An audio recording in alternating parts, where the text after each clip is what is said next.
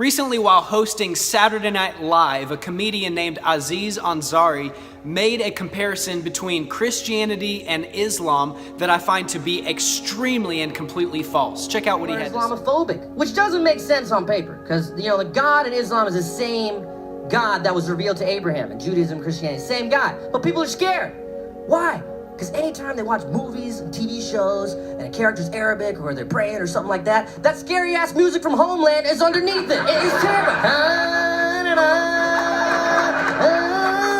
people are like, what do they say? Just God is good, normal religion stuff, it's okay. You want to end Islamophobia? Honestly, just change that music. Like, if the music was different, if it was just like,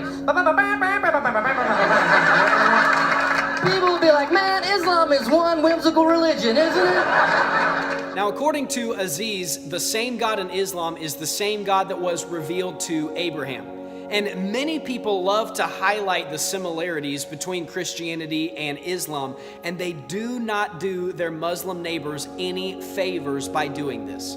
Now, Christianity Today, the online magazine, gave a great illustration about comparing and contrasting the two with this analogy. Scenario number one, both Democrats and Republicans agree that America has only one office called the President of the United States.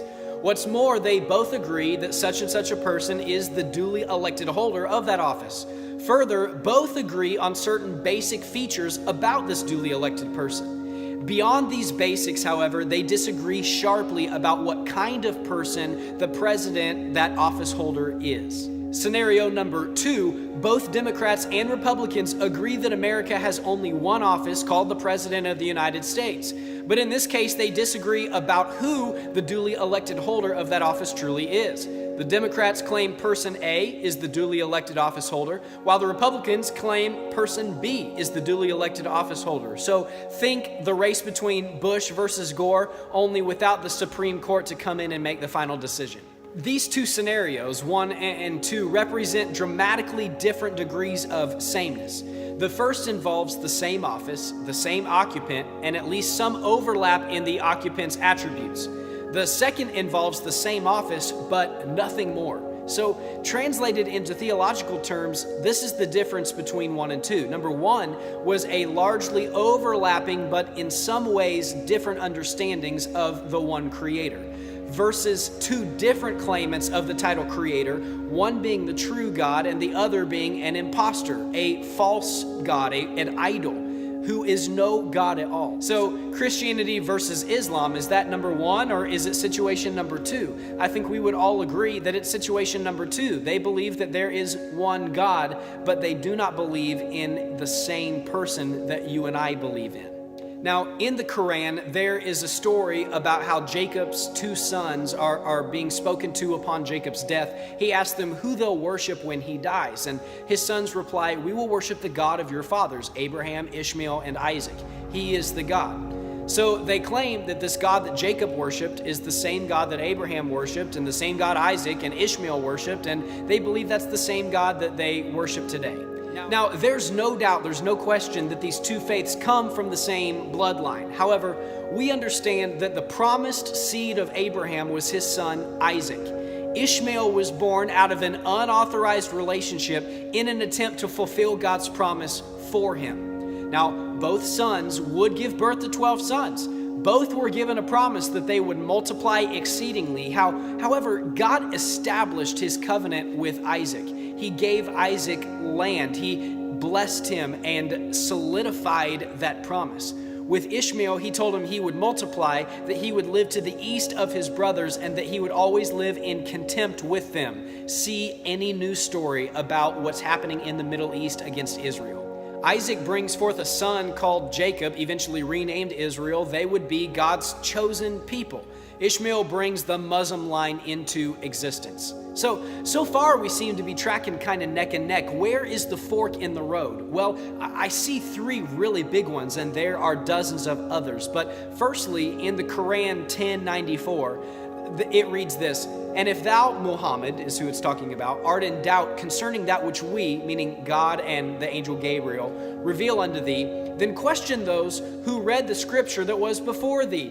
Verily, the truth from thy Lord hath come unto thee, so be not thou of the waverers. So in other words, as the Quran is being revealed to Muhammad, Muhammad is supposed to reference Scripture, meaning that if this revelation is truth, Scripture, or what we know as the Bible, will back it up. And it most certainly does not.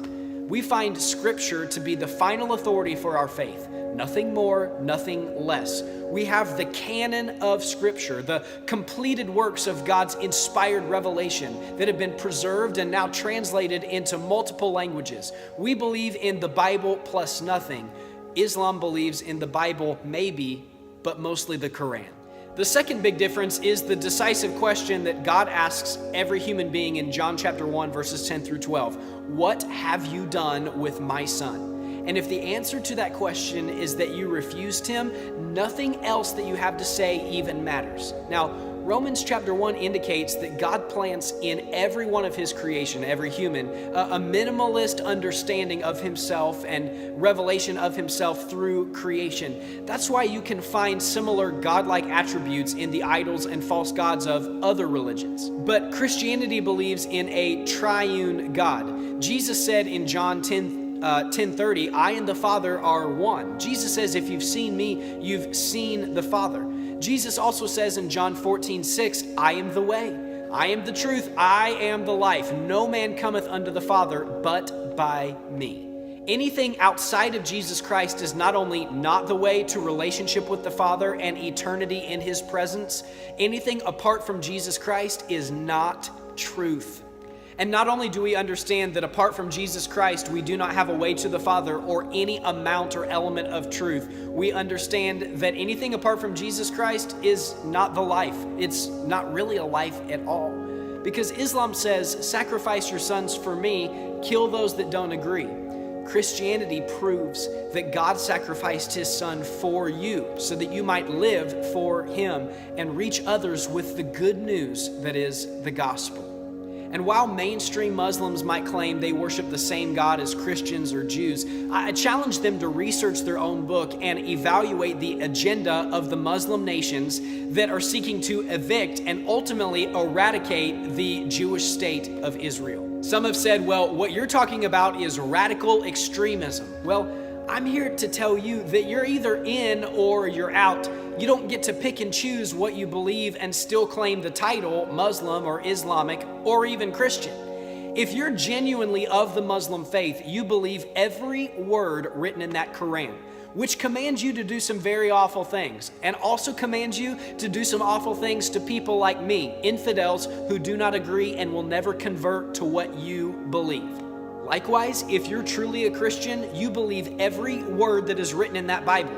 You show radical compassion and an extreme drive to share the good news of God's love by way of his son, the gospel. You're a radical extremist, or you're not a Christian at all. So, do we have similarities, Christianity and Islam? Sure. But are we the same? The answer to that question is a resounding and definite no. So share this video for those who might be confused about the similarities between Christianity and Islam, believing that they're the same and that they worship the same God. Because I'm here to say that that is an absolute lie.